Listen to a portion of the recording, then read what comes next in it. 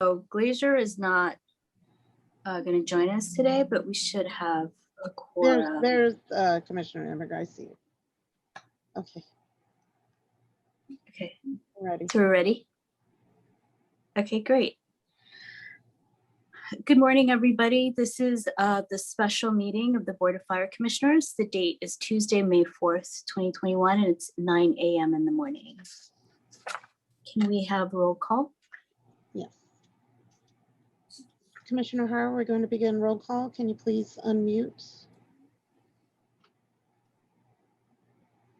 Press *6. President Ibarra, Here. Commissioner Hara, Here. Commissioner Nimberg, Here. Commissioner Woods-Gray. Here. Let the record reflect Commissioners Ibarra, Hara, Nimberg, and Woods-Gray are present. We have a quorum, Madam President. Thank you. Can we have flag salute and moment of silence?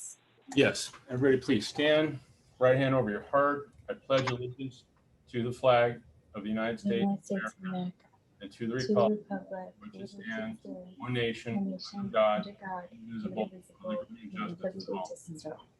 Please join me in a moment of silence in honor of past and present members of the Los Angeles City Fire Department who devoted their lives to the protection of our community. Thank you. Thank you. So we begin, as always, with commissioner comments. Commissioner Ibarra, would you like me to read the statement for the public? Oh, yes, please. Before we go to commissioner comments, why don't you do that? Okay. Good morning. Persons may listen to this meeting live by dialing any of the telephone numbers listed on the cover of the agenda for this meeting.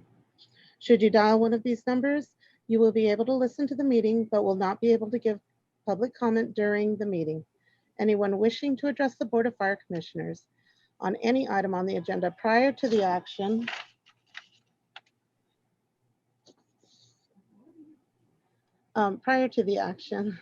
by the board on that specific item or during general public comment should call 1-669-900-9128. When you're asking for a meeting ID number, please enter 822-4190-6351, followed by the pound sign. Then press the pound sign again to continue. You will then be joined into the meeting. To alert the board that you want to give public comment, press *9 to raise your hand. You will be called on by board staff. You may refer to using the last 4 digits of the number that you are calling from. When unmuted by staff, press *6 to unmute. Please state your name. Public comment will be limited to 2 minutes per person for each item addressed. These instructions may also be found on the front page of the meeting agenda. Thank you. Thank you. Let's go ahead with commissioner comments. And Stephanie, let us know if any public comments are identified. Thanks. Thank you. Good morning. Good morning.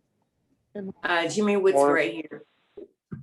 I wanted to acknowledge that May is Asian Pacific Islanders Month, and it just offers another opportunities for us to dispel this hateful behavior that people are demonstrating throughout our city and throughout the country. While we highlight the accomplishments of the API community, but hate we will not tolerate. And our department are on the streets. And I hope we'll be happy when everyone who's watching it will join in and say no more hate and stop it when you see it. I would also like to offer appreciation to the LAFD for their in-home vaccination service. It has really benefited a lot of seniors in particular who are not able to get out to those lines and get in to get their vaccinations, but want to be vaccinated. And that's appreciated by the department. I appreciate the fact that the LAFD has been working so diligently for a year and a half to make sure that all of the citizens were first tested and then vaccinated. This has really helped LA, I believe, to come to the place where we are now. We're in a positive position and many people are feeling more comfortable. We hope they don't get too comfortable, but they are feeling more comfortable now that more people are vaccinated, and much of that has to do with the LAFD in the city of Los Angeles. And again, we can never be more appreciative than for that service that was provided for the citizens at this time, and will probably continue into the future. Thanks, Chief Terrazas, for your leadership, and also Chief Graham Everett for helping with that, and many other people whom I'm sure I know but don't know all their names. So thanks so much. The citizens, especially in the homes, were really grateful for getting the, I'm aware of those, getting their vaccinations. And so thanks again. I want to echo those comments, or the commissioner's comments, because there were on both those points on Asian American hate and as well on vaccines, because we've made huge progress, and thanks a lot to the science, but also to our department, who played a pivotal role in the region, not just for the people of the city of Los Angeles, but for the entire county, in making sure that we've reached the numbers that we have. So it's a testament to your leadership and your hard work, and thank you. I see that Commissioner O'Hara, Yes. I saw your name was up. You're up. Can you hear me? Yes.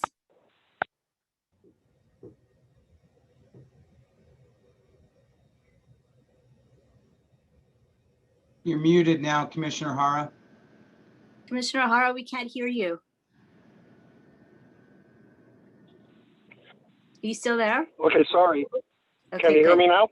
Yes. Okay. As Asian American Pacific Islander, the Asian American Pacific Islander commissioners, city commissioners, of which there are 20 of us, we participated in a cleanup on Sunday of Chinatown and the Pueblo Plaza, and then a number of Chinese dignitaries were there, along with the police chief was actually there with a number of the LAPD in attendance, and we cleaned up the Chinatown area. And in remembrance of 1871, 150 years ago, there were 17 Chinese who were murdered and then lynched by about 500 individuals who later were arrested but never convicted of anything. And basically, Mayor Garcetti actually indicated that he wants to create a monument where the where the so-called massacre occurred. And then for those of you who aren't aware, I've been doing COVID testing for over a year now, every day, including weekends. And then on certain days, I actually go over to Kedron Community Health Center, which is a federally qualified health center in South LA that serves predominantly Black and brown community. But about 2 months ago, we made the mistake of loading up syringes with vaccine, and we had about 1,500 doses that we had not given. And so Dr. Jerry Abraham got on the Channel 9, announced anyone wanting a vaccine, come and get it. And 2 Korean churches sent their congregations. And even to this day, not only do we vaccinate brown and Black individuals, but there are always maybe a dozen or more elderly Korean individuals who are related to the people who belong to the 2 congregations. So this is a vaccination site that serves individuals of color more than any other site in LA, I would submit. And Rachel Maddow on MSNBC actually featured this particular vaccination site as a place where individuals of color can get vaccinated. And we're doing about 4,000 vaccines a day at Kedron. That's excellent. Thank you for sharing that. And thanks for all your work during the pandemic as well, both with the vaccines and with the testing. Do we have any other commissioners? Oh, yes. Thank you so much. Sure. Commissioner Hara, I also want to say thank you so much for the incredible work that you've been doing, reaching out to these communities of color, as well as the LAFD. Thank you so much. We are now Los Angeles and California, the lowest place for COVID positive in the country, which is a miracle. So I just want to say thank you so much. And echoing Commissioner Hara and Jimmy Woods Gray, thank you so much for the work that you're doing for the AAPI community. It is critical that we address this and make sure that, these hate crimes are increasing, and it is critical that we're all aware and that we know how to stop it when we see it. So thank you. That is all. Madam President, I just want to commend Dr. Hara too, because Dr. Hara should get the Volunteer of the Year award because he's never retired, although he says he's retired. But he has done wonderful work during this COVID time. And I really, really appreciate that. He's a great resource to the community. I agreed. He definitely needs some special volunteer recognition for everything that he's done. Thank you again, Dr. Hara. Okay, so let's move on to report of the fire chief. Thank you, Madam President. Specific to COVID, I want to also acknowledge Dr. Hara's volunteerism. It's amazing how busy that man has been, and he always calls into commission meetings on top of that from wherever he's at. Thank you for the kind words about the LAFD's involvement with testing and vaccinating. Since last March, we've tested over 4 million people, and since last December, we vaccinated over 1.2 million people. We've done it through a variety of measures, through our mega sites like at Dodger Stadium, through council mobile teams, where we concentrated in community areas and parks. And our third aspect was homebound elderly population areas. We have been put in a role that needed to be filled. We do not have a city health department, but it is in the category of our mission to save lives and property. So I'm very proud of the men and women of our department who stepped in to fill a gap in an area where we don't have expertise, but they've done amazingly well and have set the model and the template for the region. Other fire departments have followed our pattern and implemented their own testing and vaccinating sites. So thank you for the kind words. I'm very, very proud. Now, in terms of fire chief meetings in the past several weeks, on Wednesday, March 17th, I participated in a Brentwood Homeowners Association annual virtual meeting along with Chief Moore of LAPD and Councilmember Bonin. The main issues for the fire department from that meeting were brush preparedness. They're a very active community and actually have funded some alert wildfire cameras that we're going to use this coming brush season. On March 24th, I visited the museum adjacent to Fire Station 27. They were doing a video shoot for Bloomberg News, and they were highlighting the electric fire engine, and they actually had the prototype engine there on site.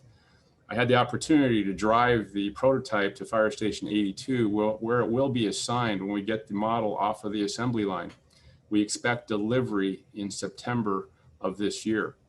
The firefighters at Fire Station 82 were very excited to see the apparatus and can't wait to get their rig so they can drive it around Hollywood. On that same day, we participated with the mayor in a USC vaccination press event. We had Magic Johnson, we had Danny Trejo, as well as Arsenio Hall, who volunteered to get vaccinated so they could encourage communities of color to get vaccinated. It was a very well received event. We got positive feedback, and I hope it sends a good message to those communities of color to get vaccinated.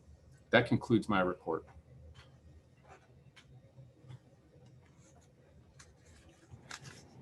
President Ibarra, I believe you're muted.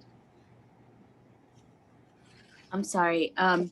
Moving on to the consent agenda items. Do we have any public comments before we take them up? At this time, there are no hands raised. Okay, so can somebody move the consent agenda items? Commissioner Hara, can you press *6 to unmute? Madam President, Jimmy Woods Gray, I move the consent calendar items A through, what is that? A through G. That's one, okay. 6. Okay, thank you. Do I have a second? Second. Thank you. So we need to have a vote, right, on it? Can you please have a roll call vote? Yes. President Ibarra, Aye. Commissioner Hara, Aye. Commissioner Nimberg, Aye. Commissioner Woods Gray, Aye. Thank you. So our regular agenda item today is continued from our last meeting, and it's a report by the department on the reorganization of the Arson Counterterrorism section. Report BFC 21-034. Good morning, Madam President, Commissioners, and Stephanie and Deputy City Attorney Nguyen. My name is Graham Everett, Deputy Chief, and I serve as the Chief of Staff. I'll open up the discussion on the report because the report came out of the Fire Chief's office. However, I will be providing Chief Poyer and Emilio Rodriguez from ASB for any detailed questions about the arson counterterrorism section. From the report, as you mentioned, it was continued from a previous meeting. Questions brought up about potential reorganization of the arson counterterrorism section. The section resides under the Homeland Security Division within our emergency operations side of the house. So the original look at our efficiency model determined that we could make some slight changes to our scheduling based on the call loads, based on the business schedule of other agencies that we work with, and as we do these fire investigations. So it created quite a bit of budget savings. And at the same time, we talked about some promotional opportunities that may exist there as well. And the fire chief had mentioned 3 basic tenets to this reorganization. One was providing a career path opportunity, which we're still pursuing, but also making a more effective use of and cost savings and effective use based on the call loads. And so those were the kind of the premises of making this reorganizational change. And I know there was specific questions that are addressed in the report, but if you have further questions, we can definitely open it up to any of the commissioners. And Chief Poyer can add some details to exactly what work the arson counterterrorism section is doing and the great work that they're doing in these investigations and making arrests. So with that, I'll give it to Chief Poyer to provide more detail about specifically what they do. And if you have any questions, we're here to answer. Chief Poyer.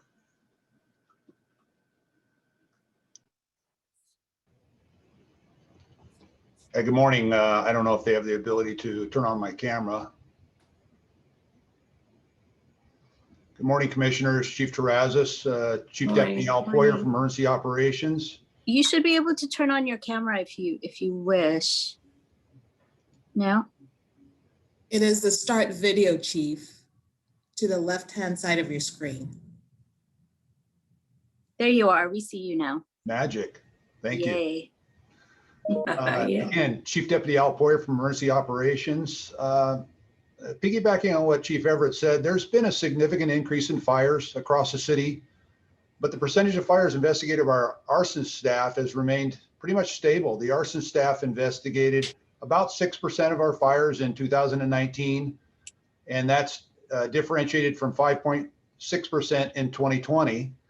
It actually went down a little bit. This range has been consistent the past several years. well over 90% of the basic fire investigations in the city of Los Angeles are completed by our on-duty captains and battalion chiefs in the field. Our arson investigation staff in 2019 averaged 1.7 calls per day, and in 2020 averaged 2.2 calls per day, a slight increase. In February 14th of 2021, we transitioned from two 24-hour cars down to one 24-hour car, and we went to a weekdays business model. Weekdays business hours, office personnel handle calls, and after hours, the 24-hour cars will handle all the calls. Very small number of calls after hours and weekends. Validated by the numbers, since the February 14th transition, there's only been 4 occasions in nearly 3 months where our arson staff have been called out from an on-call status, never after midnight. They were in the afternoons and evenings, resulting in less than 20 hours of overtime in that entire period for call-outs. This model would certainly seem to be the most practical and efficient, as the overwhelming majority of our partner agencies, the ATF, alcohol, tobacco, and firearms, LAPD, robbery, homicide, and major crimes, and all their other detectives, the district attorney, they all work a normal day schedule. The majority of our investigative elements are completed during daylight hours, where we examine the crime scene, the collecting of evidence, canvassing for witnesses, collecting video, all done during daylight hours the majority of the time. Makes sense to have 13 of our 19 investigators, about 70% of that staff, available on the day schedule, including the captains and the other supervisors. We have outstanding staff. I don't want to let this data and the information about reorg overshadow the fact that the staff over at our arson section, outstanding staff, some of the most experienced and accomplished investigators in the entire United States. They're doing exceptional work. We're incredibly proud of them, but the data so far certainly seems to validate our decision to switch to this model. That'll be the end of my report unless you have questions. I have a question for Chief for you. Does the fires that took place in the evening include all those fires they've been having in the Venice area? Yes, ma'am. That fire was in the evening. No, it's not. It's been more than one. I think there were like 4 or 5. Right. So we do have one 24-hour car. And again, we have battalion chiefs on duty across the city. We have 14 battalion officers. They conduct their investigations. We have captains at each of our stations that conduct investigations. Some of the fires that you mentioned were complex, and any of those more complex fires are investigated by the arson investigation, arson counterterrorism section. And we do have a 24-hour car assigned at Fire Station 17 in the downtown area, and they did respond to that. Because of the complexity of that, we also had a senior arson investigator go out and our other staff go out, and there was assistance from LAPD. LAPD actually contributed 10 detectives to canvass the neighborhood and help us collect evidence on that. That's part of our partnership, again, with the elements of our partner agencies that work on a day schedule out of other agencies and organizations.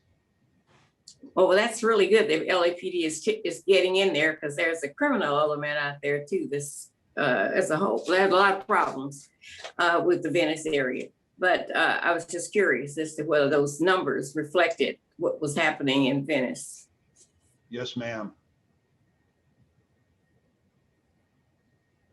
But I've always been curious about the overlap between arson and LAPD as to arson investigations.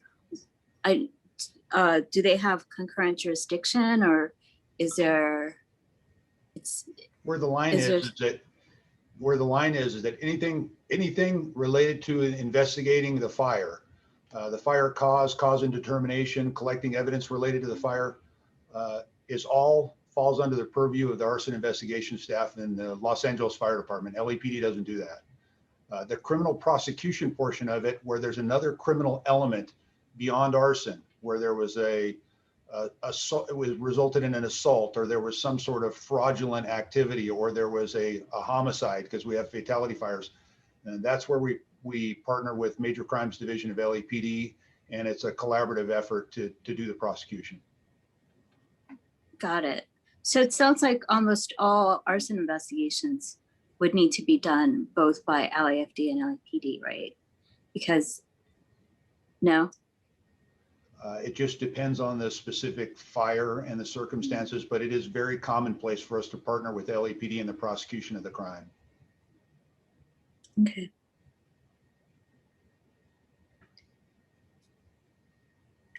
I know also that at the beginning of our tenure at in the commission, there was discussions, very early discussions about having Arson just transition entirely to LAPD.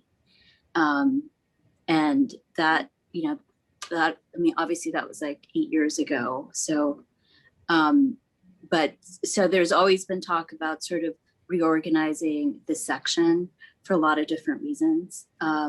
So I'm not entirely surprised that Chief Terrazas and Chief Poyer decided to do something different with it in this scenario. And this, it sounds like it's it will result in cost savings. And Madam, When I had questioned the budget early on, I really wanted to see the budget. But I ended up with the second report, which is about like the first one, except the money went up. I think it was 600,000 at the first one, and now it's up to 700,000. But I wanted to see exactly what the budget looked like for Arson with the cuts, where the cuts were coming from, so I could see. I just wanted to know how that was coming. That amount of money was coming out of that department. But it's not easy for me to see it on here. I remember I even mentioned that maybe a line item budget, and Emilio's eyes kind of flipped up because I guess he said, wow, what? Okay, but anyway, I did want to see where the cuts were actually coming from, rather than just that, because, you know, just saying, well, we're cutting it, but is it coming from not buying paper or postage or a few screws over here or another camera over there? You know, where is it, where is that coming from? And I noticed that it's all the equipment that is necessary is there. And I also had a question about the cars that the Arson people are using, and how do they rotate them out? Do we ever replace them? I mean, on what is the rotation and replacement of cars within that department? I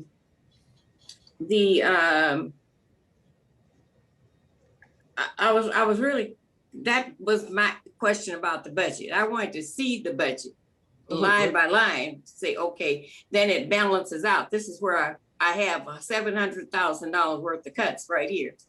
Those are great questions, Commissioner. Fantastic questions.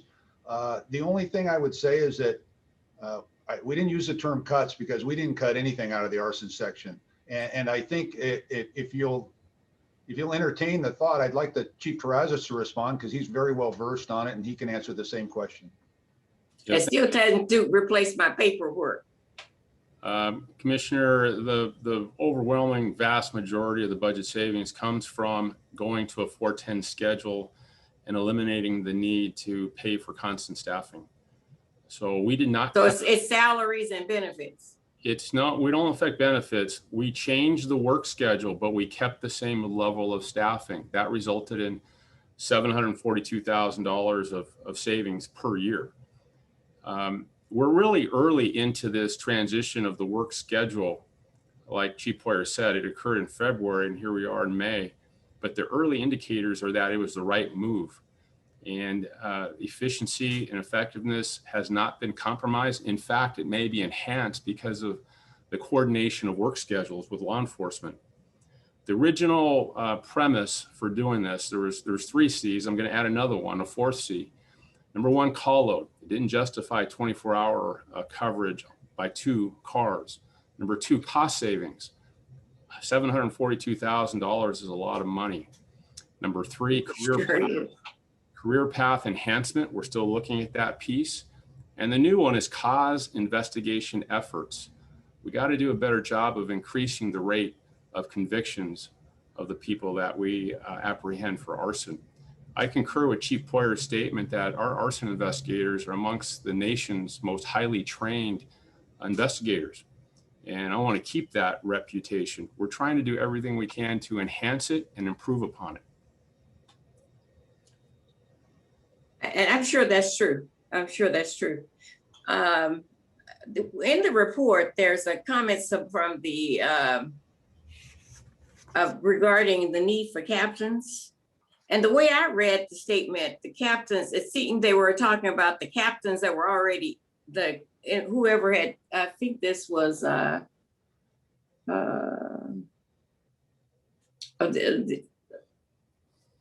anyway, there are 3 studies that mentioned in this report, but each one, I read them and they seem to say that the captains that are there need to do something different. Well, I think the transition to the 410 schedule provides greater oversight by the captains who are also on a 410 schedule. The members who are on the 24-hour platoon duty assignments do not have a direct on-duty supervisor. So that is what we're looking at. That's happening now. The other aspect that we are considering is that someday in the future, if we think it's necessary, we'll elevate one of the investigator ones to either a senior or a captain 1 for each platoon. Right now, we're not taking that step. We're evaluating the effectiveness in its current state.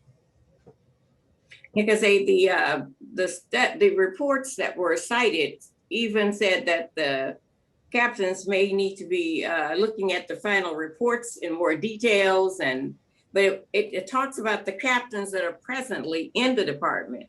So I wanted to be clear on that as we looked at this, as we looked at the report. I understand that while we don't call them cuts, that adjustments had to be made to the budgets because of the times that we live in. And unfortunately, it's just that kind of a time. Hopefully, maybe some of the federal government monies will come in and help us to get more monies to restore. Those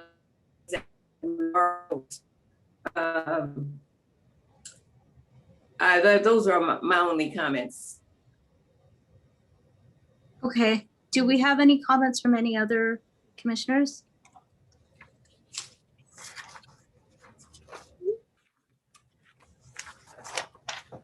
Nope. Okay, so then I think that we can conclude with this item. We have a recommendation to receive and file. I so move. Okay. I'll second. Thank you. Can we have a voice call on that? Do we have any comments? I do not have any hands raised at this time. Okay. So can we have a voice call, a voice vote? President Ibarra, Aye. Commissioner Hara, Aye. Commissioner Nidberg, Aye. Commissioner Woods-Gray. Aye. Okay. So moving on, do we have any public comments? If Nope. you have any public comments, please raise your hand at this time. I do not have any hands raised, Commissioner. Okay, so then we can adjourn. Can we have a motion? Can we have a motion to adjourn? So moved. Second. Okay, all in favor? Aye. Aye. Aye. Aye. Thank you, everybody. Thank you. Aye.